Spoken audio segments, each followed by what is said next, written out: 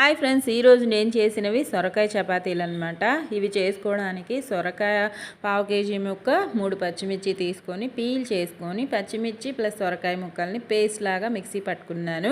దానిలోనే జీలకర్ర పౌడరు, వాము, ఇంకా ఉప్పు, కారం ఇవి కూడా వేసుకొని చక్కగా వాటర్ వేయకుండా ముందు మిక్స్ చేసుకోండి. వాటర్ ఇది వెజిటేబుల్ వాటరీగానే ఉంటుంది కాబట్టి ఇది తడిపిన తర్వాత కొద్దిగా వాటర్ వేసుకుంటూ మన చపాతీ ముద్ద ఇదిగోండి చూపించిన విధంగా రెడీ చేసుకోవాలన్నమాట.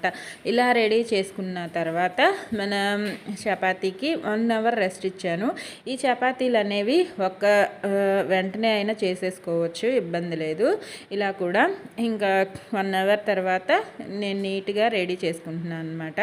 ఇదిగోండి చూపించిన విధంగా పిండిని చక్కగా దులుపుకొని ఎక్సెస్ పిండిని అన్నీ ఇలా రోల్ చేసేసుకొని ఇంకా మన పెనం మీద వేసుకొని, నేను చెప్పిన ఇంగ్రీడియంట్స్ మీకు అర్థం కాలేదు అనుకుంటే ఫుల్ వీడియో కూడా ఉంది, ఒకసారి చూసి ట్రై చేసేయండి.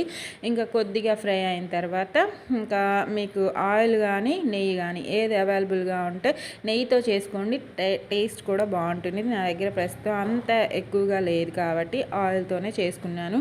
అయినా కూడా సొరకాయ తినని వాళ్ళకి చాలా ఇష్టంగా తినగలిగేలా ఉంటుందన్నమాట. కంపల్సరీ ట్రై చేసి మీకు ఏ కాంబినేషన్ కర్రీ అయినా చేసుకొని తినండి, టేస్ట్ వేరే లెవెల్లో ఉంటుంది. ఓకేనా? ఆరోగ్యంగా తినండి, సంతోషంగా ఉండండి. ఇంకా మరిన్ని వీడియోస్ మీకోసం ట్రై చేస్తూ ఉంటాను. నచ్చితే లైక్, షేరు, కామెంట్ చేయండి.